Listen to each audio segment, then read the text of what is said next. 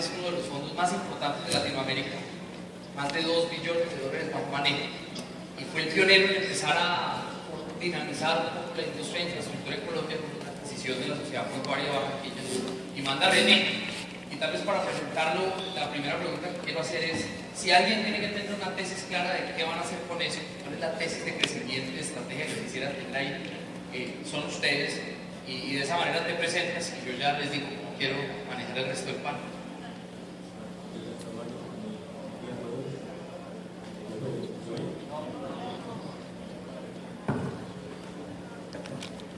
Ahora sí.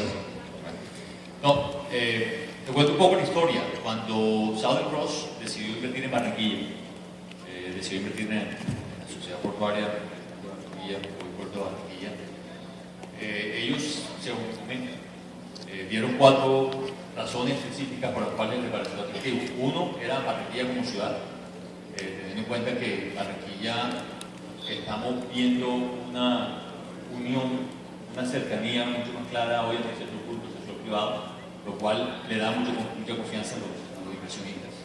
Hemos tenido buenas administraciones últimamente, lo cual genera confianza.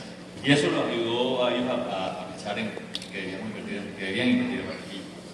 Adicionalmente, esa oportunidad de crecimiento en logística y manufactura que representa Barranquilla por los mismos tratados de libre comercio que se han firmado con los diferentes países, incluyendo obviamente Estados Unidos, pues ellos vieron la oportunidad de crecimiento en un sector que se está desarrollando con mucho dinamismo como es el sector portuario. Asimismo, hemos compartido con ellos un sueño, por llamarlo de alguna manera y utilizando un poco las palabras que el doctor Villa nos dio en su presentación, de pensar en Barranquilla como un polo logístico. De pronto hablamos un poco más tarde, digamos que eso también fue una de las visiones que tuvieron ellos. Y también, obviamente, pues el modelo de negocio del puerto de Barranquilla hoy es un modelo de negocio exitoso. En su momento seguía siendo, obviamente, era un modelo de negocio exitoso, donde tenía potencial de mejora con base en algunas inversiones que considerábamos se tenían que hacer, pero ese potencial fue el que los animó a ellos finalmente a llegar a una negociación exitosa y les dio la oportunidad de tener la mayoría de la oportunidad. Bueno, muy bien, queda presentado René. Entonces yo quiero partir, digamos, las preguntas desde una definición un poco más campesina de competitividad. Un territorio es competitivo si las firmas que ahí operan son capaces de hacerlo con éxito en la economía global, mientras pagan mejores salarios y ofrecen mejores condiciones de vida a sus entornos. Punto. Para que las firmas compitan con éxito en esa economía, tienen que desplegar estrategias absolutamente potentes desde el día 1 y con enorme audacia de qué va a pasar en 10 años. Ustedes dos son ejemplos de la misma moneda. Y quiero empezar entonces bajo esa definición con Max, empezando con una pregunta. ¿Cómo logra uno esas innovaciones en una industria donde creo que el competidor, el tema más innovador que le dio fue poner un café a la salida del centro de distribución? Es decir, esa es una industria absolutamente básica, tradicional, y sin embargo construyes desde ahí tal vez uno de los segundos non-banks que hay en Colombia. Como en una industria donde uno está prácticamente solo en una contrarreloj de innovación, donde uno no tiene pues a los competidores mostrando el camino, uno logra mantener esa trayectoria, y cómo de alguna manera creas tú esas mismas next practices y no esas best practices, porque pues a quién había para imitar, y cuáles han sido de alguna manera, Max, esas escogencias, esos dolores que tiene ser así y que tiene desplegar, digamos, en el mercado ese nivel de dinamismo e innovación.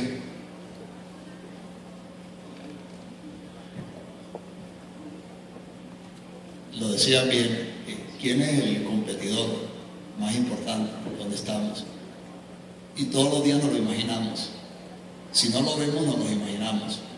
Todas las semanas estamos viendo quién puede ser el que viene y qué va a venir a hacer. Y nosotros tenemos que estar un paso más adelante. Así te lo resumo, es así. Ahora, como vi en la presentación, esto no es una estrategia que está desarrollada y pensada, a diferencia del fondo que tiene 5 años para tomar decisiones. yo personalmente estoy pensando en un legado. Estamos hablando, yo por arte de 200 años. No tengo prisa. La realidad es que tenemos que ir haciendo todos los días con ese pensamiento y estar siempre buscando mejores formas de cómo hacer las cosas. Así fue como decidimos ser partícipes del ancla de este ecosistema y nos ha traído todos los dolores de cabeza que tú quieras, pero indiscutiblemente nos ha hecho ser diferentes. Y si después de eso empieza a juntar este ecosistema con la posibilidad de darle crédito a personas que siempre están acostumbradas a tener un mueble de inferior calidad, pero si le das la posibilidad de crédito para un mueble de mucha mejor calidad, empiezas a tener una nueva demanda que nunca se imaginaba antes. Puedes ver cómo hay un diferencial inclusive hoy en los hogares de la costa versus otras regiones del país. Son personas que están llegando y pueden adquirir algo muy por encima con unas cuotas muy económicas. Entonces también nos toca innovar en la parte del crédito. O sea, al final del día es una combinación entre el crédito, el clúster y la eficiencia de la operación. Professor Vijay, anything to add? What buttons does it push?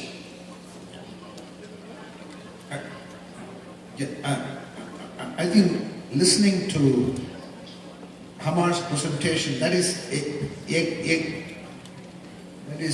exactly the way I wish each and every small, medium-sized organization in Colombia will start to think. I like the notion of a 200-year vision. That may sound like a long time, but unless you have the dream, the vision, I don't think you're going to create a company that can last forever. So I think that's absolutely the right approach to take. Para mí siempre fue muy interesante cuando sabía que tenía que tener a Max al lado, reflexionar sobre las innovaciones menos lineales. En Colombia nos han educado que solo podemos agregarle valor a las materias primas. Teníamos café y nos dio para tener tiendas de café. Los suecos, en cambio, tenían madera y empezaron a hacer muebles, pero pues después hicieron herramientas para cortar los pinos y entonces hoy en día tienen Volvo. Agregarle capacidades a las capacidades es tal vez un ejercicio aún más interesante de innovación radical, de innovación no lineal. Y el ejemplo tuyo, Max, a mí me resuena mucho y me inspira mucho porque todos los empresarios que están acá tienen en su vecindario seguramente oportunidades donde la adyacencia, donde lo que está cerca es un enorme punto de apalancamiento para reinventar y rediseñar y ir en contra de convencionalidades para la industria. Pero te quiero hacer una pregunta. ¿Por qué crees que le costó tanto trabajo a tu papá entender esos cambios que venían y qué hiciste tú para poder afrontar esa mezcla? Tú que has sido el que ha tenido sobre el peso, digamos, de proponer esa visión y sin embargo mantener ese legado y ese cómo se hacían las cosas en ese ciclo del trimurti del que hablaba el profesor, los ciclos de que hay que destruir, cómo ha sido ese proceso más en una compañía familiar. Hábleme 30 segundos de eso y ya paso aquí a René porque me parece muy importante. Lo de mi padre fue fácil. Tenía a mi mamá que hizo que se acostumbrara. Y en la compañía realmente yo pienso aquí que lo más importante, esta no es una empresa de Max, tenemos un equipo que se ha formado, el equipo directivo mío tiene esos directores de producto que están viajando por el mundo, empezaron como estudiantes en práctica, son hermanos, hijos míos, piensan como pienso yo, tienen 17 años en averaje, los 4 que están viajando. Creo que el gerente comercial tendrá 18 años con nosotros, la persona del banco tendrá en su vida y venida unos 10 o 12 años. Entonces realmente es un equipo, esto no es el trabajo mío, ya esto se convirtió en una familia, esto es un trabajo en el que tú ves la pasión en cada uno de ellos y yo lo único que hago es como dirigir lo que es. Bueno, muy bien, voy a pasar a otro capítulo que me parece muy importante y es que la ejecución es finalmente a donde todo esto se resume. Estrategia en PowerPoint yo pues he visto y he hecho, digamos, una dosis suficiente, pero es realmente en el campo de las acciones donde se toma y donde se marca la diferencia. Nadie tal vez puede hablar más de ejecución que los que tienen que ejecutar con el reloj acabándoseles. Entonces yo voy a pasar a René a que nos cuente un poquito cómo es ese proceso de traducir, de instrumentalizar lo que uno quiere hacer, a donde uno quiere llevar a una compañía, con un agravante. Finalmente los puertos son muy mal entendidos como monopolios. Entonces, pues como dicen, usted tiene mentalidad de monopolio, ahí créame que lo insultaron. ¿Cómo se logra traducir en una organización, llegando uno nuevo, entrando a esa cultura y sabiendo que tiene aparte de todo un cronómetro para traducir eso en resultados excepcionales? Bueno, como bien lo dices, el sector portuario en Barranquilla, Colombia, ha cambiado muchísimo. Hay un entorno competitivo muchísimo más alto de lo que había anteriormente en los últimos 10 o 15 años. Colombia se ha desarrollado muchísimo el tema portuario, no solamente en Barranquilla, pero en los puertos que hay en Cartagena, en Buenaventura, puertos muy eficientes. Entonces, lo primero que nosotros hicimos fue mirar hacia el horizonte y ver qué venía hacia adelante, la competencia, por ejemplo, qué venía, cuáles eran los puertos que se iban a abrir en el futuro cercano en Barranquilla. Y identificamos un par de temas específicos que era inversión en productividad. Tenemos que volvernos un puerto mucho más eficiente de lo que éramos anteriormente, sin decir que lo que anteriormente se venía haciendo era malo, no, era ajustado a la condición de mercado en ese momento. Y también hicimos una, como llamamos nosotros, una marcación hombre a hombre con los clientes, donde nosotros lo que tratamos de hacer era ofrecer una mejor logística, ofrecer unas mejores productividades a un costo más bajo. Entonces hicimos ese análisis de mercado, contratamos una firma que nos ayudó a hacer lo que llamamos la planificación estratégica del puerto. Identificamos áreas de competitividad importantes donde pudimos ver no solamente que son buenos o en qué podemos ser buenos, sino en qué tenemos limitaciones y en qué nos íbamos a enfocar. En ese área nos hemos metido hemos venido trabajando desde hace años y medio en el puerto en una transformación del puerto. Como el negocio ha cambiado tanto, nos ha obligado a innovar y estamos cambiando el puerto, el modelo de negocio de un puerto que sea carga de buques, y eso obviamente todos los puertos lo pueden hacer, a convertirnos en una plataforma logística, que es lo que estamos haciendo hoy en día. Hoy en día nosotros ofrecemos servicios integrales a los clientes para llevar el producto desde nuestro puerto hasta cualquier parte de Colombia. Pero adicionalmente a eso, estamos tratando de sacar ventajas de nuestra ventaja competitiva, como por ejemplo el hecho de que tenemos espacio, tenemos 91 hectáreas dentro del puerto. Entonces, ofreciéndonos a nuestros clientes, escuchando a nuestros clientes, identificando las necesidades que nuestros clientes tenían, hemos hecho desarrollos. Te doy un ejemplo específico. Nosotros vamos a construir una bodega de refrigerado y congelado en el puerto. Esa no fue una idea nuestra, esa fue idea de clientes que importan ese tipo de productos o exportan ese tipo de productos, donde nos dicen, nosotros cuando traemos un contenedor de congelados, tenemos que hacer la inspección en el puerto, después sacar el contenedor hasta nuestro centro de distribución o hasta un centro de acopio, hacer la desconsolidación allá, traer el contenedor de vuelta al puerto, todo eso le cuesta. Entonces, con base que tenemos espacio, decimos, bueno, hagamos todo eso dentro del puerto. Esa bodega va a estar lista a finales de mayo. Y así estamos, digamos, con los tipos de carga que manejamos, granel, coque, carga general y contenedores. Estamos trabajando con los clientes, de la mano de los clientes, para desarrollar servicios que nos den valor agregado que se puedan hacer dentro del puerto.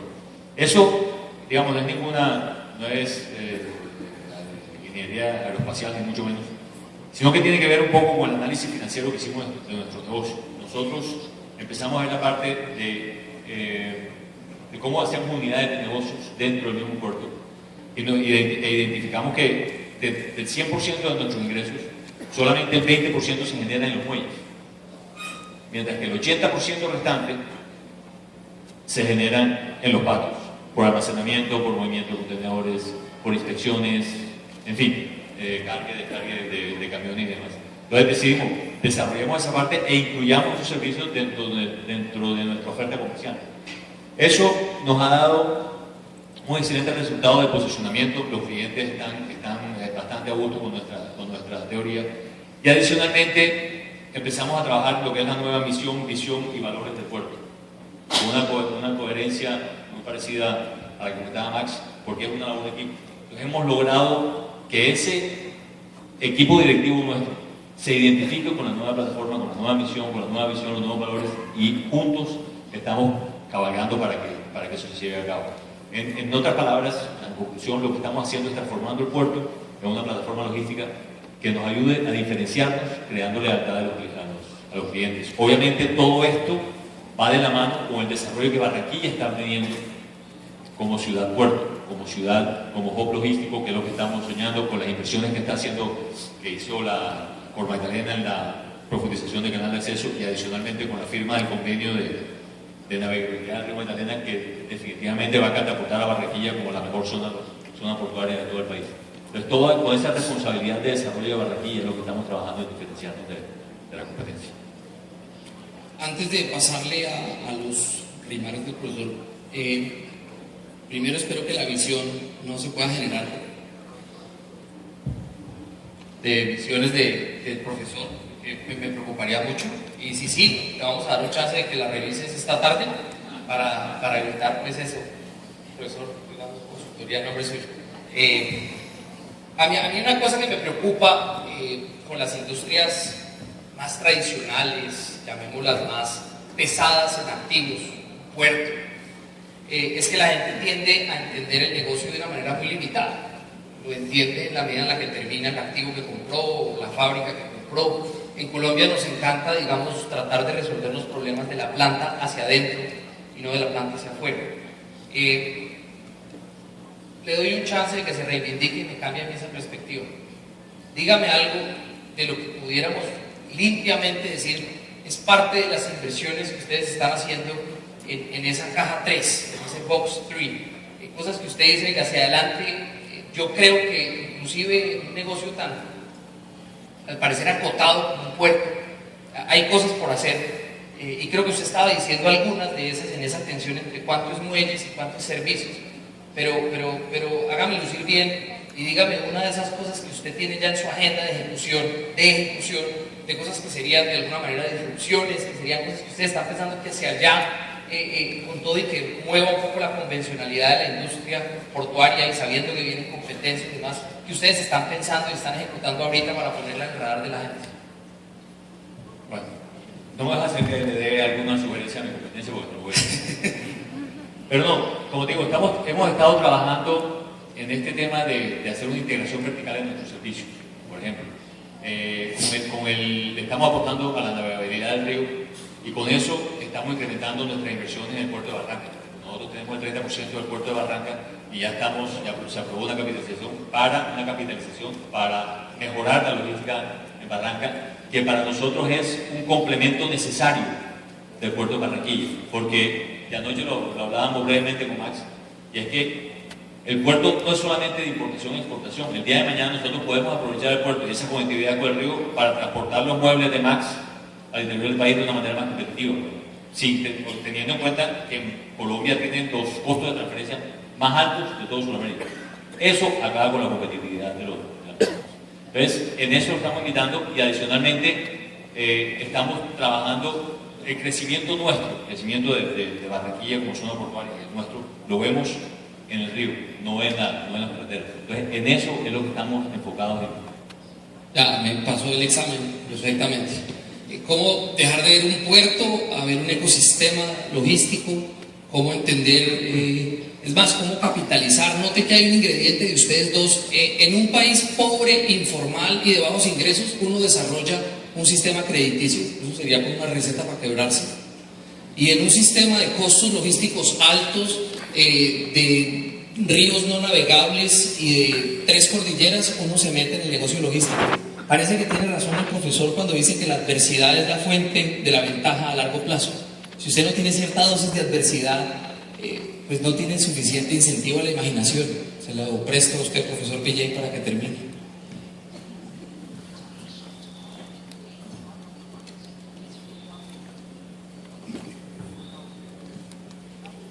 I think you put it quite well, because in some sense, the opportunity for Colombia really rests on the kind of constraints that you're facing. And when moving goods through land routes are so prohibitively expensive in Colombia, you are saying, I'm going to reinvent the port as a logistics provider, thereby transforming the Colombian economy. Max, you were talking about the constraints people face in terms of credit, and particularly middle income and especially low income people. How can they acquire furniture? And how you're going to transform this whole notion of credit because they face constraint. And I believe that is actually, instead of viewing constraint as limiting, we have to view it as liberating.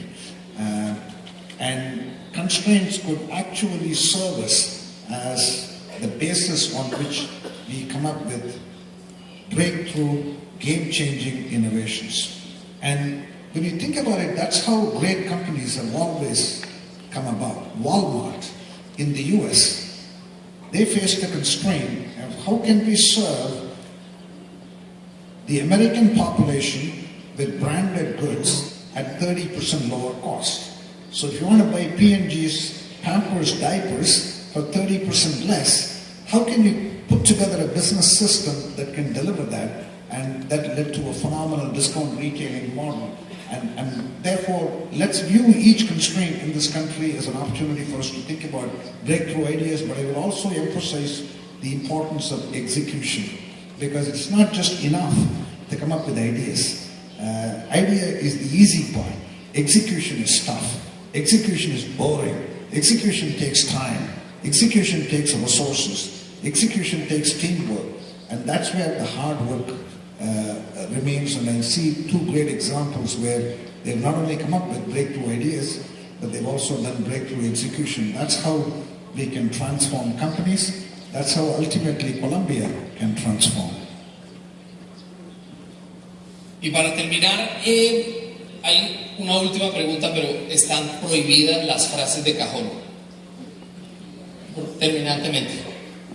Si llegan a decir algo que diría un gerente en la revista Portafolio, o sea, suena una chicharra que Gustavo tiene, es impresionante. Se dice que la estrategia no puede estar en la cabeza de solo el CEO. Hay inclusive algunos románticos que dicen que toda la organización la tiene que entender y tiene que vibrar con ella y sentir pasión por ella. Yo no sé si es toda, yo tengo mis propias opiniones, pero no me invitaron de panelista. Finalmente, yo creo que no es suficiente que sea solo el CEO, y sé que en el caso tuyo, recién aterrizado, tan constrained, y en el caso tuyo yo me la concebí, la tengo en mi cabeza. En caso de duda, pregúntenle a Max. ¿Cómo logran ustedes traducir que esa pasión efectivamente esté y que esa estrategia y esa claridad efectivamente esté en la organización? ¿Cómo se logra construir desde estrategias claras organizaciones superiores? ¿Cómo se logra construir desde mandatos absolutamente audaces, con la fuerza de los capitales globales detrás, organizaciones superiores? Ese es un tema que a mí particularmente me intriga, y quiero abrirles a ustedes dos, a ambos, el micrófono sobre eso. Lo más importante es tener claro cuál es el foco del mercado al que te vas a dirigir. Una vez que estemos todos de acuerdo en cuál es ese foco, después buscar el quién. Tienes el foco, tienes los quiénes y lo que haces es orquestar. El quién correcto se encarga también de tener sus quiénes correctos, y la ejecución se vuelve un camino chévere, como decimos, fácil, de diversión, y eso se impregna. Yo lo resumo así: ten claro el foco y pon el quién correcto en los diferentes pueblos. Yo obviamente estoy de acuerdo con lo que dice Max. En el caso nuestro, si bien la visión y la estrategia es una estrategia compartida, también debo admitir que es una estrategia que ha sido muy liderada directamente por mí y por nuestra junta directiva. ¿Cómo la veo yo? El tema en un puerto donde hay tantas cosas por hacer, no solamente el tema del puerto, sino el tema de ciudad, tienes que enfocarte. Como dice Max, enfoque lo peculiar. Es como tratar de comerse un elefante en un solo mordisco. No puede, hay que ir uno a uno. Entonces nosotros hemos no solamente decidido e identificado qué es lo que vamos a hacer, sino qué es lo que no vamos a hacer. Para mí es tan importante identificar lo que no se va a hacer, para no desgastar recursos limitados de todo índole, de gente, económicos, de tiempo, porque como bien lo dice, no sé, el fondo no me ha dicho bien cuánto tiempo van a vender, pero asumo que 5 o 6 años estarán vendiendo. Entonces nosotros no podemos mirar, obviamente yo como presidente del puerto puedo mirar mucho más allá, pero el fondo me va a requerir a mí algunos resultados lo más rápido posible con el fin de poder pasar la página. Entonces, en ese orden de ideas, nos hemos enfocado en las cosas que sí creemos que vamos a hacer, el valor agregado que le vamos a dar al puerto en estos próximos 5 años, pero lo que sí tenemos claro, por encima de todo, es lo que no vamos a hacer. Hay cosas que definitivamente dijimos no, este negocio no es para nosotros, este tema no es un tema que a nosotros nos compete, no agrega valor al puerto, así que mejor dejémoslo de lado. Pero la parte importante, dentro de todo, yo no estoy tan seguro que la estrategia debe ser una estrategia creada por todo el equipo directivo. Lo más importante es que el equipo directivo se sintonice con esa estrategia, se la crea, para que la podamos ejercer, la podamos poner en práctica. Y eso hasta ahora es lo que en realidad hemos logrado hacer en el puerto. Todos nos creemos lo que estamos haciendo. Yo voy a ver si los parafraseo bien. René dice, vea, no sean ingenuos, nosotros nos toca un proceso de estrategia un poco más top-down. Lo diseñamos arriba y la responsabilidad está en que la gente lo entienda, desde qué hay que hacer y qué no hay que hacer. A Max, cuando lo escucho, parece que es un proceso más bottom-up. Hay gente de tu organización casi que colectivamente construyendo ese para dónde va la compañía y tú tienes un rol de orquestar y conversar sobre lo que es fundamental. Si esa parafraseada, digamos, es válida, me queda una pregunta para ambos. Tiene que ver con si las compañías a largo plazo son lo que conversan, que finalmente pues de algo tienen que conversar.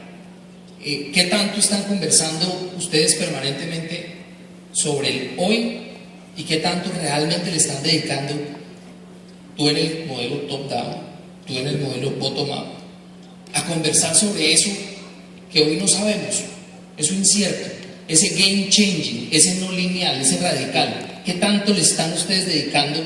Y la pregunta no es para darles cantaletas, sino porque creo que van a decir que lo hacen y cómo lo hacen y nos va, digamos, a iluminar a los demás que estamos acá. Pero ¿qué tanto en dos estilos tan diferentes le están ustedes dedicando a ese pedazo, a ese box 3 thinking? Después de un ejercicio que hicimos en el 2011, decretamos que teníamos 3 horizontes, 3 cajas, como lo dice, y pusimos una gerencia para nuevos negocios. Estamos en un vacacional ahora, pero básicamente es una gerencia exclusiva para buscar nuevos negocios, tanto en el non-bank como en el mundo del retail. En el mundo del non-bank, hago un breve recuento, pero para ampliar, de hecho, nos están buscando para alianzas con otros grupos industriales para hacer algo disruptivo en la base de la pirámide con ciertos productos y demás. Y en el mundo del retail, indiscutiblemente hay enormes oportunidades con el espacio que tenemos. Creo que la chicharra no me suena porque puede sonar un poquito frase de cajón. Pero cuando estamos hablando de temas logísticos y temas portuarios, nosotros estamos obligados a estar siempre pensando en el futuro. Por una sencilla razón, las inversiones no solamente requieren una inversión que tiene capitales importantes, sino que toman mucho tiempo. Entonces, cuando nosotros nos encontramos con que hoy tenemos la capacidad para mover las toneladas que movemos hoy, ya estamos fuera de juego. Siempre tenemos que mirar hacia adelante. Eso tiene una ventaja, y es que siempre tienes que mantener la vanguardia, pero también tiene un riesgo, y es que de repente cometes errores. Hace inversiones que solamente las vas a ver dentro de 4 o 5 años, y por ahí el mercado cambió, y te encontraste con una inversión que no debería tener, que en ese momento no tiene sentido. Entonces, eso es lo que estamos, por eso en el puerto ahora mismo estamos trabajando en nuestro plan portuario, donde ya mañana lo presentamos a nuestra junta, donde una vez esa decisión se tome, ya ese futuro se convierte en nuestro derrotero hacia lo que vamos a hacer, con un agravante motivo, y es que no puedes cambiar el curso, a menos de que sea porque cambiar el curso cuesta muchísimo dinero y además tiempo, que es lo que no tenemos. Professor Vijay, closing remarks, please. I think that's a great question to end this panel. Should strategy be top-down or bottom-up? And my answer is both. And I think the strategic intent should come from the top. John F. Kennedy is the one who laid out that broad direction, that broad intent. Let's put a man on the moon and bring him back before the end of this decade. But there is still a lot of specific innovations that are needed in fulfilling that strategic intent. And those specific innovations, you have to tap into each and every employee's brains. I think we should tap into the distributed intelligence in the organization for the simple reason, if the CEO is the only one who's going to come up with every specific box 3 move, then you are just only using one brain. You're not using the collective brain of the organization. But there is another bigger problem, which is, I say the weak signals are always observed by people on the front lines. In fact, many of the maverick thinkers, non-traditional voices are always in the fringes of the organization. And they not only observe the weak signals, but they also have the least vested in your past. Because you can't get to box 3 without doing box 2. Box 2 is about forgetting, box 3 is about creating. And you cannot create unless you forget. You cannot learn unless you unlearn. In fact, in working with organizations, I have found learning is not as big for companies as unlearning is. In fact, many companies figure out what are the new things they have to do, but they have a really, really difficult time in giving up the old ones. And think about how many books we have written on learning organizations. We haven't written a single book on forgetting organizations. And that's the key. And my point here is, if the CEO is the only one who has to worry about competition for the future, box 3, there will be a box 2 problem. Because many times the CEO is the one who has created the scissors, perfected the scissors. And not just any scissors, that's a glorious scissors. We have made tons of money with it. Therefore, CEO will have the most difficult time in challenging the status quo. And if you cannot challenge the status quo, you cannot create innovation. You cannot challenge the status quo, you cannot create revolution. And again, think about it this way. In the history of human race, how many revolutions were started by the kings? I have been to London several times. Not once have I seen Queen Elizabeth stand in front of the Buckingham Palace saying, "Down with the monarchy, we want republic." It's not going to happen. You want innovation, I say you engage those mavericks in the organization who not only are closest to the weak signals, but they are really least vested in your past. So, therefore I would say the job of the CEO is to come up with the strategic intent. But then you really, really engage all the maverick thinkers, all the non-traditional voices in your organization to help you to get there. So, I say there is a role for everyone in the organization.